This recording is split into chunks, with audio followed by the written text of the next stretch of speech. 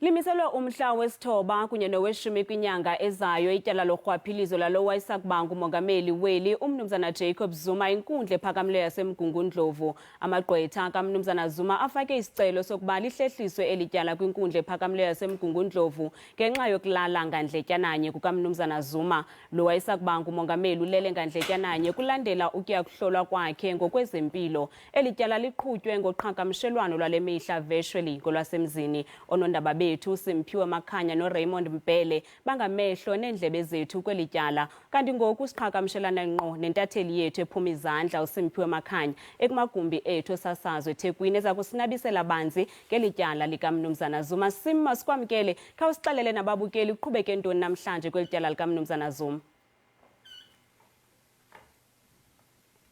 Lesa ngibingelela kwana bese ngibingelele nakumbukeli wazo izindaba ngalesi sikhathi.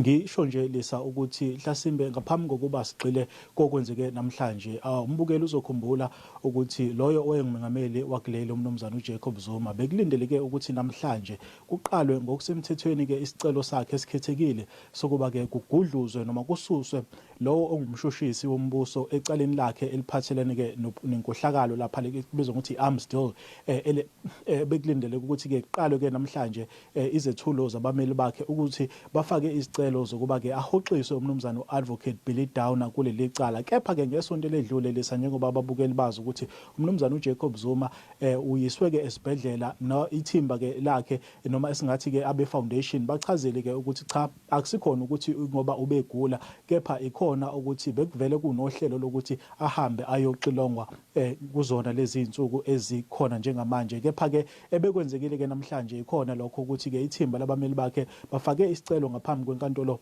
ephakeme lapha eMgungundlovu ukuthi ke kuhlehliswe leli cala ngoba phela umnumzana uJacob Zuma akasakwazanga ukuba abe khona ngokwakhe enkantolo kulandela ke ukuthi ke phela njengamanje usesibhedlela usaxilongwa ithimba leli lodokotela elimxilongayo.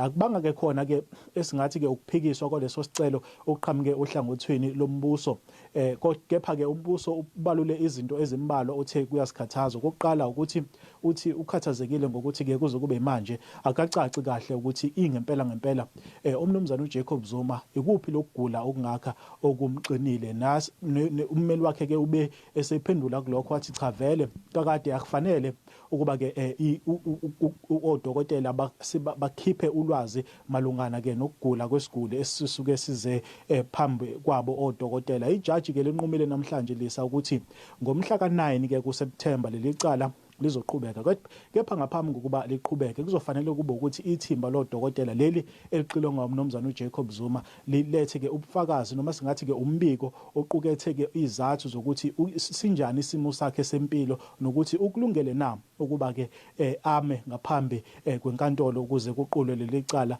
Leso lo mbiko ke lesa uqhamuka ethimbeni lodokotela ijaji lithe awufike ngaphambi kwalo ungakadluli umhla ka20 kuAugust. Izona ke inqumo esingathi ezinqala ezithathwe ke ijaji lapha enkantolo ephakeme namhlanje eMgungundlovu uJudge Ukhuni echaza ke kabanzi ukuthi impela kuzobe sekulandelwa ke ngokombiko ezobe silethwe yithimba lodokotela ekuzobe sekwaziwa ke ukuthi umbuso wona uzothini, uzothi uyavumelana noma uyaphikisana yini nalokho odokotela abazobe bekulethe ngaphambi kwenkantolo. Uma ngabe kuwukuthi ke umbuso ubona ngwenye indlela wona ukuthi cha awuhambisani nakho usana lokho futhi nalo ilungelo lokuthi ke unikezwe ilungelo noma ijaji ukuba ke ukwazi ukuthi uyiqokele udokotela ozobe eyimele ozokwazi ukuxilonga umnumzana uJacob Zuma naye bese khipha ke isinqumo ngokwakho ukuthi ukulungele na umnumzana uJacob Zuma ukuba kuqale kuqulwe leli cala lakhe eselidonse iminyaka engaphezulu kwama-20 lisa.